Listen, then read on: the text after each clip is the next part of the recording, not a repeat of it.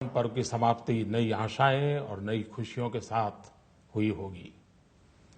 आज आप सभी से कुछ विशेष निवेदन करना चाहता हूं। इस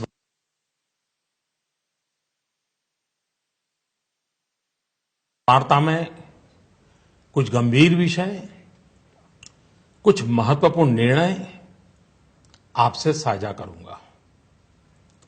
आपको ध्यान होगा कि जब आपने 2014 मई में हमें जिम्मेदारी सौंपी थी, तब विश्व की अर्थव्यवस्था में ब्रिक्स के संबंध में यह आम चर्चा थी कि ब्रिक्स में जो आई अक्षर है, जो कि आई अक्षर इंडिया से जुड़ा हुआ है, लोग कहते थे कि ब्रिक्स में जो आई है वो लुढ़क रहा है। लगातार 2 साल के देशव्यापी अकाल के बावजूद भी पिछले 2.5 वर्षों में आप सब 125 करोड़ देशवासियों के सहयोग से आज भारत ने ग्लोबल इकोनॉमी में एक ब्राइट स्पॉट अर्थात चमकता सितारा के रूप में अपनी उपस्थिति दर्ज कराई है। ऐसा नहीं है कि यह दावा हम कर रहे हैं, लेकिन यह आवाज इंटरनेशनल मॉनिटरी फंड IMF और वर्ल्ड बैंक से गूंज रही है। बहनों भाइयों, विकास की इस दौड़ में हमारा मूल मंत्र रहा है सबका साथ, सबका विकास। यह सरकार गरीबों को समर्पित है और समर्पित रहेगी। गरीबी के खिलाफ हमारी लड़ाई का मुख्य शस्त्र गरीबों का देश की अर्थव्यवस्था एवं संपन्नता में सक्रिय भागीदारी यानी गरीबों का सशक्तिकरण, गरीबों का एम्पावरमेंट। इस प्रयास की झलक आप लोगों को प्रधानमंत्री जनधन योजना, जनधन से जन सुरक्षा योजना, आर्थिक गतिविधियों के लिए प्रधानमंत्री मुद्रा ऋण योजना, दलित, आदिवासी और महिला उद्यमों के लिए स्टैंड अप इंडिया योजना, गरीबों के घर तक गैस का चूल्हा पहुंचाने के लिए प्रधानमंत्री उज्ज्वला योजना, किसानों की आमदनी सुरक्षित करने के लिए प्रधानमंत्री फसल बीमा योजना और प्रधानमंत्री कृषि सिंचाई योजना, उनको अपने खेतों से ही सही उपज पाने के लिए सॉइल हेल्थ कार्ड योजना और सही उपज का सही दाम पाने के लिए नाम अर्थात राष्ट्रीय कृषि बाजार योजना। इन सब में ये साफ नजर आता है कि सरकार गांव, गरीब, किसान को समर्पित है।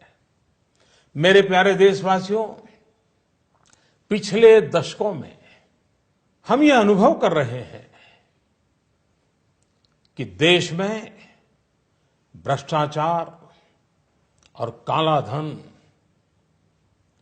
इन बीमारियों ने अपनी जड़ें जमा ली है और देश से गरीबी हटाने में ये भ्रष्टाचार, ये काला धन, ये गोरख धंधे सबसे बड़ी बाधा है।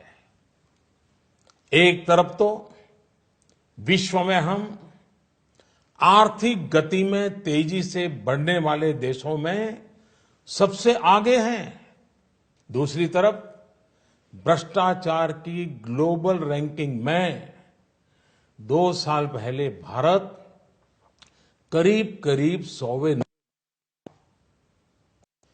2 वर्षों में अनेक कदम उठाए, ढेर सारे कदम उठाने के बावजूद भी अब हम 76वें नंबर पर पहुंच पाए हैं।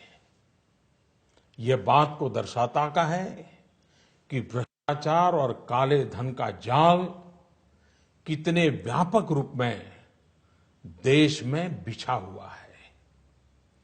भ्रष्टाचार की बीमारी को कुछ वर्ग विशेष के लोगों ने अपने स्वार्थ के कारण फैला रखा है। गरीबों के हक को नजरअंदाज कर ये खुद फलते फूलते रहे हैं। कुछ लोगों ने पद का दुरुपयोग करते हुए इसका भरपूर फायदा उठाया। दूसरी तरफ ईमानदार लोगों ने इसके खिलाफ लड़ाई भी लड़ी है। देश के करोड़ों नागरिकों ने ईमानदारी को जी करके दिखाया है। हम प्रायः ये सुनते हैं कि गरीब एक ऑटो ड्राइवर अपनी गाड़ी में छूट गई सोने के आभूषण वाले बैग को उसके असली मालिक को कैसे ढूंढता है और लौटाता है। कई बार हम सुनते हैं कि कोई टैक्सी ड्राइवर यात्रियों का कुछ सामान अगर छूट जाता है, मोबाइल फोन रह जाता है, तो अपने खर्चे से उनको ढूंढने जाता है और पहुंचा देता है। अरे सब्जी बेचने वाला भी, सामान्य दुकानदार भी अगर ग्राहक से गलती से ज्यादा पैसे ले लिए तो उसको भी बुला करके लौटा देता है। मेरे प्यारे देशवासियों, इस बात का ये सबूत है कि हिंदुस्तान का सामान्य से सामान्य नागरिक ईमानदार है। लेकिन